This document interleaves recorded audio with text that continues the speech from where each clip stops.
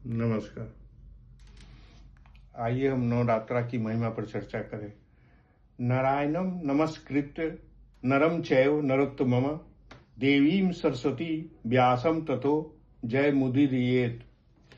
श्री नारायण तथा नरों में श्रेष्ठ श्री नर भगवती सरस्वती और महर्षि वेद व्यास को प्रणाम करने के पश्चात ही सदग्रंथों का पाठ प्रवचन करना चाहिए। श्री राम और लक्ष्मण पर्वत शिखर पर सीता के विरह में आपस में परामर्श करके जे हुई चुप हुए, ते हुई आकाश मार्ग से देवर्षि नारद वहां आ गए। उन्हें देखते ही श्री राम ने उठकर उन्हें श्रेष्ठ पवित्र आसन प्रदान किया और तत्पश्चात अर्घ तथा पाद से उनकी पूजा की। पूजा करने के बाद भगवान श्री राम हाथ जोड़कर खड़े हो गए और फिर मुनि की आज्ञा देने पर उनके पास ही बैठ गए। नारद जी बोले, हे राघव, आप इस समय साधारण मनुष्य के समान शोकाकुल क्यों हैं? मैं ये जानता हूं कि दुष्ट रावण सीता को हर ले गया है। हे राम, आपका जन्म ही रावण के संहार के लिए हुआ है। पूर्व जन्म में ये वैदेही एक मुनि की तपस्विनी कन्या थी। इस पवित्र कन्या को रावण ने वन में तप करते हुए देखा था। हे राघव, तब रावण ने उससे प्रार्थना की कि तुम मेरी पत्नी बन जाओ। इस पर उसके द्वारा तिरस्कृत किए जाने पर रावण ने बलपूर्वक केस पकड़ लिए। हे राम, उस तापसी मुनि कन्या ने घोर शाप दे दी। हे दुरात्मन, तुम्हारे विनाश के लिए मैं भूतल पर गर्भ से जन्म न लेकर एक श्रेष्ठ स्त्री के रूप में प्रकट होऊंगी। ऐसा कहकर उस तापसी ने अपना देह त्याग दिया। लक्ष्मी के अंश से उत्पन्न यह सीता वही है जो रावण ने अपने ही वंश का नाश करने के लिए हर लिया। हे महाबाहो, आप धैर्य धारण करें, वे किसी दूसरे के वश में नहीं हो सकती। स्वयं इंद्र ने एक पात्र में कामधेनु का दूध सीता को पीने के लिए भेजा था। उस कामधेनु दूध पान से भूख प्यास के दुख से रहित हो गई है। हे राघवेंद्र, मैं उस रावण के नाश का उपाय बताता हूँ। अब आप इसी आश्विन मास में श्रद्धापूर्वक नवरात्र व्रत कीजिए। हे राम, नवरात्र में उपवास तथा जप होम के विधान से किया गया भगवती पूजन समस्त सिद्धियों को प्रदान करने वाला है। देवी को पवित्र बलि देकर तथा दशांश हवन कीजिए। आप पूर्ण शक्तिशाली बन जाएंगे। पूर्व काल में भगवान विष्णु, शिव, ब्रह्मा तथा इंद्र ने भी इसका अनुष्ठान किया था। कष्ट में पड़े हुए मनुष्य को तो यह व्रत विशेष रूप से करना चाहिए। हे राघव, विश्वामित्र, भृगु, वशिष्ठ, कश्यप इस व्रत को कर चुके हैं। इस प्रकार हरण की गई पत्नी वाले गुरु बृहस्पति देव ने भी इस व्रत को किया था। पूर्व काल में इंद्र ने वित्रासुर के वध के लिए तथा शिव ने त्रिपुर दैत्य के वध के लिए यह सर्वश्रेष्ठ व्रत किया था। इस प्रकार भगवान विष्णु ने भी मधु दैत्य के वध के लिए सुमेरु पर्वत पर यह व्रत किया था। हे राजेंद्र, रावण के वध तथा सीता की प्राप्ति के लिए आप इस व्रत को कीजिए। श्री राम बोले, हे दयानिधे, आप सर्वज्ञ हैं, मुझे विधि पूर्वक बताइए कि वे कौन देवी है, उनका प्रभाव क्या है, वे कहां से उत्पन्न हुई हैं, उनका नाम क्या है तथा यह व्रत कौन सा है। नारद जी बोले, हे राम, सुनिए, वे देवी नित्य सनातनी और आदि शक्ति है। वे संपूर्ण मनोरथ पूर्ण कर देती हैं और अपनी आराधना से सब प्रकार से कष्ट दूर कर देती है। हे रघुनंदन, वे ब्रह्म आदि देवताओं तथा समस्त जीवों की कारण स्वरूपा है। उनसे शक्ति पाए बिना कोई हिल डुल सकने में समर्थ नहीं है। वे ही मेरे पिता ब्रह्मा की सृष्टि शक्ति है, विष्णु की पालन शक्ति है तथा शंकर की संहार शक्ति है। वे कल्याणमयी परम्बा अन्न शक्ति रूपा भी है।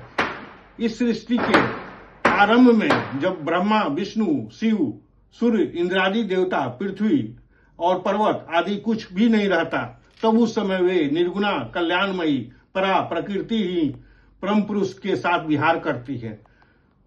वे ही बाद में सगुणा शक्ति बनकर सर्वप्रथम ब्रह्मा आदि का सृजन करके उन्हें शक्तियों प्रदान कर तीनों भुवनों की सम्यक रचना करती है।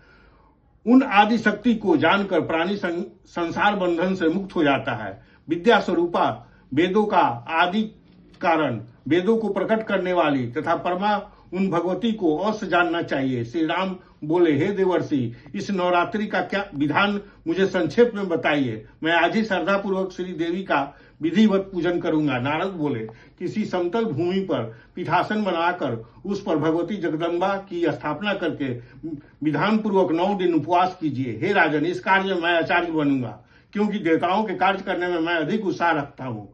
अमावस्या के दिन व्रत के सभी शुभ सामग्री एकत्रित कर पवित्र स्थान में 16 हाथ लंबे चौड़े और स्तंभ तथा ध्वजाओं से सुसज्जित मंडप तैयार किया गया। उसको सफेद मिट्टी या गोबर से लिपा गया। तत्पश्चात उस मंडप के बीच में सुंदर चौरस और स्थिर वेदी बनाया गया। वह वेदी 4 हाथ लंबी चौड़ी और हाथ भर ऊंची बनाया गया। प्रतिपदा के दिन प्रातः काल नदी या कुआं पर स्नान किया गया। प्रतिपदा तिथि में पूजन श्रेष्ठ माना जाता है। प्रातः काल के समय